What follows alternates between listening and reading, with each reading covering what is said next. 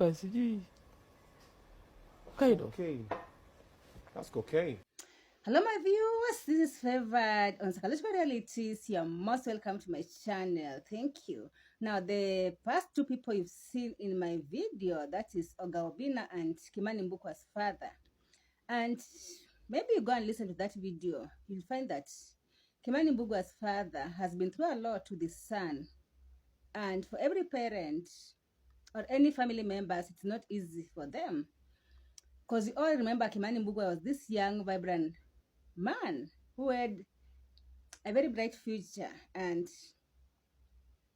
as a family it's not easy what he's going through. And the father is also blaming the friends of Kimani Mbugu'a, who are said to have laced his drinks with cocaine and some other substances which were very stronger, that he was drunk for 4 days, and it has been messy. Now, this takes us back to what the Bible is telling us in the book of 1 Corinthians chapter 15, verse 33, that bad company ruins good morals. You know, if you've been, I was telling my friend yesterday that if you've been to prisons, or even in some situation, you'll find that some people in prisons are very innocent. But it is just that they were found in a wrong place, and they were carried with the policemen, and they were jagged. Because you find yourself in a company of thugs, and because they're wanted, the police assume that you're also wanted. Now, I was being given a story by my sister that there is this young boy who came just from school, and he joined the former friends, former schoolmates, and they asked him to accompany them somewhere. And wherever they went, they went to steal some clothes on wireline. And so when the alarm was raised, the innocent boy did not know what to do, because in the first place he did not know why they were there. But the friends were thieves, and so the friends had to run, and he was stoned to death. This one soul that has died innocently. Why? Because the boy was just in the wrong company. It also takes us to our brother or our son or our nephew or our niece, our nephew, I mean, Brian Chira. When you look at the story he told us some times back, that a friend asked him to go to Mombasa, and reaching in Mombasa, they were going for a party. And in this party, they were also drugged and they were sodomized. And in the process, he ended up getting HIV/AIDS. The friend had to commit suicide. And it was sad, because I believe it's because of all this stress on this young man that pushed him even into whatever he did. He was doing drinking and doing all that, because he said that when he went to the hospital, he was given preps, and maybe the doctor who explained to the nurse who was attending to him, he did not tell him how to administer the medicine, and so you will take and maybe miss some days, and he ended up getting HIV/AIDS. And maybe even if that was not the case, you know, with the drunkardness, sometimes you just miss it. You won't remember on when to take your drugs, and things happen. Now, I'm just giving you a series of stories. I remember there is a time I was staying in Nairobi, and in my neighborhood there was a bash. There was this lady who had held a bash for all the neighbors. I don't want to say where I was staying. And the reason behind the bash, the party. Now, when I say the bash in Kenya, we know it's party. The reason behind that, it is because she was sick, and then she got healed, and because she was a party girl, she said to just have a party for all the neighbors. Now, I remember this time I was fasting, and so everyone in that party was eager for me to go and eat something or to drink something. But my spirit was not, I'm not a party person. And so my spirit was not into that. So they wanted to, they brought me a soda which they'd already opened. But I told them, I'm very sorry, I won't take this. I'm fasting. So I had to go inside and took my own soda and gave them, exchanged the soda with the bottle. And my life went on. I drank the soda the other day, the following day. And you see, these people kept, the following day is when they were telling me that,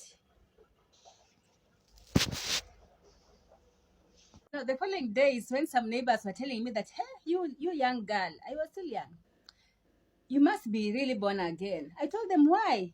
And they said that you don't know what these people had planned against you. You just don't know. You know that soda you were brought the first time when it was opened, that it was laced with a lot of things, not a lot of drugs. I don't know what they wanted to do with me because I was staying alone and we were just neighbors. This lady was holding a party. My address tonight just it goes to youth or just anybody. If you have people you call friends or you like partying, just be very cautious about your friends. Because some of them, they are not of good intention. Some of them are envious of you. Some of them, they just want to spoil you. They want to spoil your future. Others are just envious. They want to make sure that you go down with them. And you see, people who suffer in all this are our family members and our true friends. Because if I told you the other time in some of my videos that if you get good friends, honest friends, friends who got your back, you are one of the blessed people in this planet Earth. Because most of these people we call friends, some of them are not friends, some of them are just our competitors. Some of them are our enemies who just conflict to be friends, who are just putting on masks, just waiting for the opportunity to do whatever they want to do and live. Some of them are there just to use you. But if you get honest, true, trustworthy, loyal friends, you are blessed. Because a good friend is not supposed to introduce you to things like those ones, to cocaine. Because you see, there are some of these things people take, which with the time, just, by the time you're doing it, you know that you think that it is like you are being civilized. But after some time is when you know that you've been now addicted. Now, when in that process, it's very hard for you to control yourself. Now, alcohol is controlling you. This marijuana is controlling you. Shisha is controlling you. All these things are controlling you now. And now it's like now you're a slave of these things. That's why if you're there and you're still window shopping for friends, just ask God to help you. You won't lose anything. Instead of you having friends, some of us has had friends who were there for some purposes, and maybe we'll be far miles away if we didn't even have those people in our lives.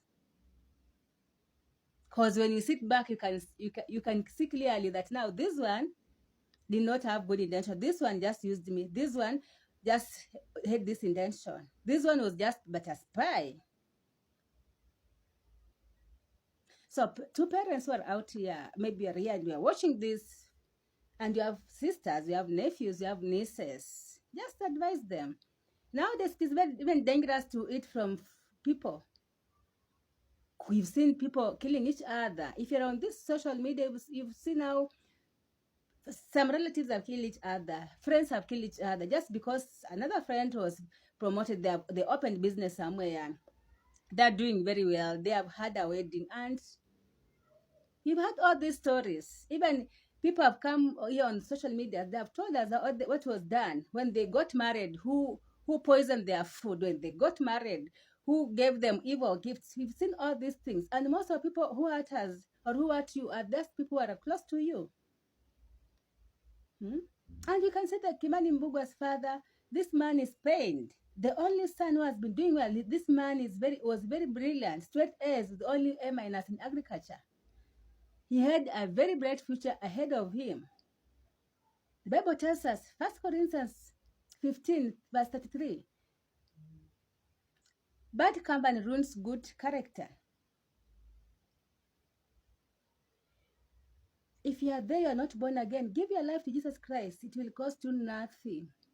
Otherwise, thank you for watching me. God bless you. See you in my next video. I salute you.